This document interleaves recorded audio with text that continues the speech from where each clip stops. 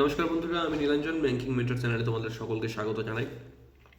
তো আজকে যে টপিক নিয়ে আমরা ডিসকাস করব সেটা হচ্ছে এসবিআই জুনিয়র অ্যাসোসিয়েটের এক্স্যাক্ট কাট অফ কী হতে পারে, প্রিলিমসের কাট অফ কী হতে পারে, মেন্স কাট অফ কী হতে পারে। ওয়েস্ট বেঙ্গলের ক্ষেত্রে আমরা আলোচনাটা করব। তো তোমরা সকলেই জানো ওয়েস্ট বেঙ্গলে এই বছর এসবিআই জুনিয়র অ্যাসোসিয়েট একটা huge amount of vacancy launch করেছে, ভালো ভ্যাকেন্সি আছে যথেষ্ট। এবং আই অ্যাপ্রিসিয়েট যে মানে অনেক দিন ধরে যারা প্রিপারেশন করছে তাদের জন্য একটা ভালো অপরচুনিটি এটা হতে চলেছে।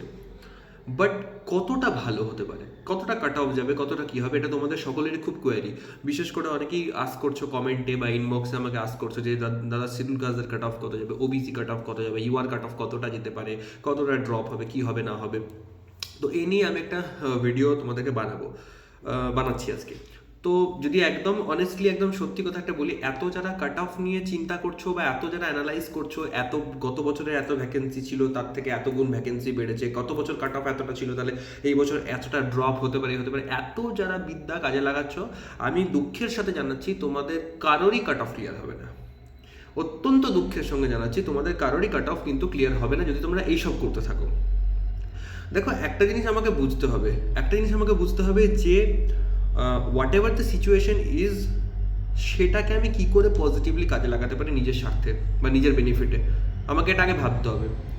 তো until and unless you are working hard and focusing on your work, তুমি যতক্ষণ না নিজের কাজে তুমি ভালো করে মনোনিবেশ করছো ততক্ষণ পর্যন্ত এই যত ভ্যাকেন্সি আসুক না কেন, যাই হয়ে যাক না কেন, কাট অফ যতই কমুক না কেন, তার কোনো পজিটিভ অ্যাডভান্টেজ তুমি নিতেই পারবে না। তার পজিটিভ অ্যাডভান্টেজ থেকে তুমি অনেকটা ডিস্টেন্সে চলে আসছো, কারণ তুমি তোমার এনার্জিটাকে তুমি মানে ভুল ডাইরেকশনে ড্রাইভ করছো। আরে বাবা, ভালো ভ্যাকেন্সি এসছে, কাট অফ একটু হলেও বেনিফিটে তুমি থাকবে। খুব বেশি যদি কাট অফ নাও ড্রপ হয়, একটু হলেও বেনিফিট পাবে। এইটুকু মনে একটা পজিটিভ ভাইব নিয়ে পরে তুমি মনে একটু জোর বাড়িয়ে কনফিডেন্স নিয়ে তুমি ভালো করে পড়াশোনাটায় মন দাও না। এটাই আমার বক্তব্য, ভালো করে পড়াশোনাতে মন দাও।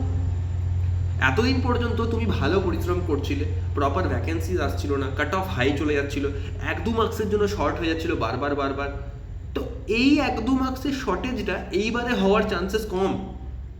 অনেক ভালো ভালো ক্যান্ডিডেট যারা আছে তারা সিলেকশন নিয়ে যাবে, যারা দীর্ঘদিন ধরে স্ট্রাগল করছে, প্রিপারেশন করছে, তারা কিন্তু সিলেকশন এবারে নিয়ে যাবে। তো আমি এটাই বলতে চাইছি তোমাদের সবাইকে। তোমরা এখনো পড়ে আছো ওবিসিদের কাট অফ এত যেতে পারে, এসসি কাট অফ কত যাবে, এসটি কাট অফ কত যাবে। আরে বাবা, আমার বক্তব্য অলওয়েজ যে ভাই তুমি আনরিজার্ভড ক্যাটাগরির যে কাট অফটাকে হয় সেটাকে টার্গেট করো। ওবিসি এসসি এসটি যারা আছো তারা কখনোই নিজের ক্যাটাগরি কাট অফটাকে টার্গেট করে যদি চলার চেষ্টা করো, তাহলে তোমরা ওই যা তোমার যা থ্রেশহোল্ড, তোমার যা টার্গেট, তার থেকে তুমি একটু হলেও ফল বিহাইন্ড হয়ে যাবে। তখন দেখবে আবার কাট অফ মিস হচ্ছে। আর আমি এই জিনিসটা পার্সোনালি আমি জানি না, আমি মানতেই পারি না যাদের ওবিসি এসসি এসটি রিজার্ভেশনস আছে তারা কাট অফ মিস করছে, এটা আমি মানতেই পারি না এই জিনিসটা। কারণ পার্সোনালি আমি প্রত্যেকটা আমার স্কোর কার্ড তোমাদের সাথে শেয়ার করতে পারি।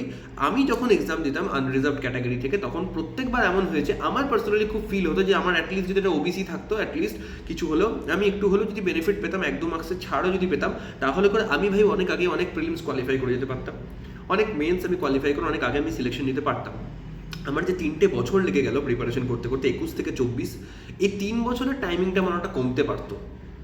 তো আমি যেখানে ওই পরিশ্রমটা করতে, তার মানে কি আমি যে পরিশ্রমটা দিয়েছিলাম তার ইকুইভ্যালেন্ট লেভেলের পরিশ্রম যদি তোমরা করতে পারো, যাদের রিজার্ভেশন আছে অ্যাটলিস্ট, তাদের তাহলে সেই বেনিফিটটা পাওয়ার কথা। একজন ক্যান্ডিডেট আমাকে জানাচ্ছে, দাদা গতবারে আমি আসাম থেকে এসবিআই জুনিয়র অ্যাসোসিয়েট অ্যাপিয়ার করেছিলাম, তো তার সম্ভবত আমার ঠিক এক্স্যাক্ট মনে নেই, 65 বা 67 সামথিং মনে স্কোর ছিল, এসসি অ্যান্ড জেনারেলের সেম কাট অফ ছিল, এবং সে সম্ভবত কাট অফ থেকে 2-3 মার্কস বেশি পেয়েছিল প্রিলিমিনারিতে। তো সে এখন আমাকে আস্ক করছে যে ওয়েস্ট বেঙ্গলের কাট অফ কত যেতে পারে, কারণ সেই অনুযায়ী সে টার্গেট সেট করবে নিজের। আমি তাকে একটাই উত্তর দিলাম যে ভাই, আমিও আসাম থেকেই লাস্ট ইয়ার অ্যাপিয়ার করেছিলাম, এবং আমার কাট অফ কী ছিল আই ডোন্ট কেয়ার, আমি প্রিপারেশনটা আমার লেভেলে রেখেছিলাম, কারণ ওয়েস্ট বেঙ্গলের কাট অফ হাই যায়, আমি সেই অ্যাকর্ডিং নিজেকে প্রিপেয়ার করছি। আমি সেখানে 86 বা 87 সামথিং আমি মনে হয় পেয়েছিলাম, আমার যতদূর খেয়াল আছে 80+ তো আমি ডেফিনেটলি পেয়েছিলাম। তো কোথায় ভাবো 65-67 অ্যারাউন্ড কাট অফ যাচ্ছে, আমি কোথায় 80+ স্কোর করছি।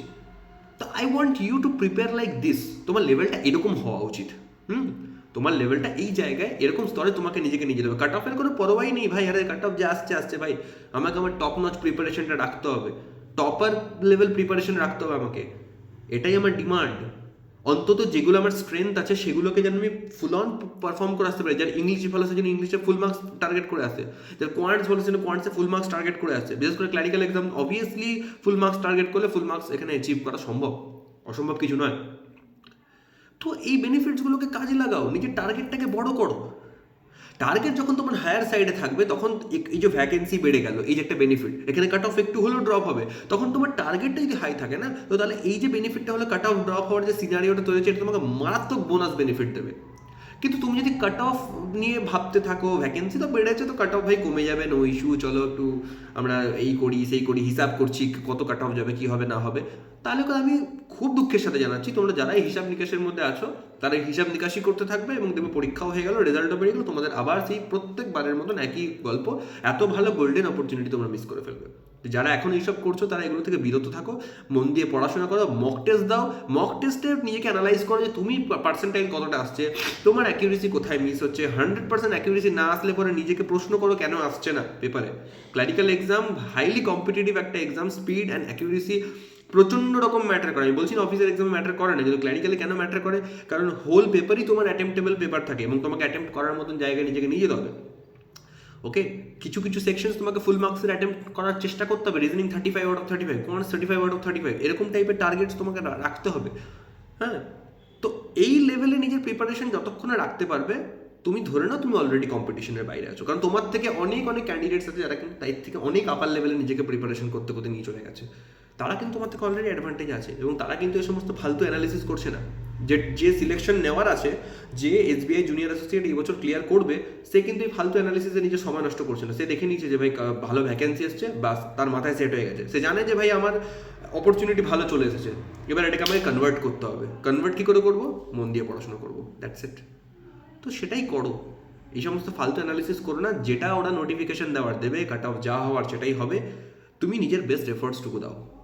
ওকে, আই হোপ তোমরা ভিডিও থেকে এইটুকু শিক্ষা পেলে যে কী করে কী প্রিপারেশন করতে হবে এবং কোন জিনিসটা তোমরা এখন করছো সেটা যেন না করো। ভালো করে মন দিয়ে পড়াশোনা করো। যে কোনো রকম প্রবলেমসের জন্য আমাদের টেলিগ্রাম গ্রুপ আছে, জয়েন করতে পারো। এছাড়া আমাকে পার্সোনালি ইনবক্স করতে পারো। আমাদের নতুন কোয়ান্টসের ব্যাচ আমি রিসেন্টলি স্টার্ট করেছি, যদি কোয়ান্টস রিলেটেড কোনো কোয়ারি থাকে সেটাতেও জয়েন করতে পারো।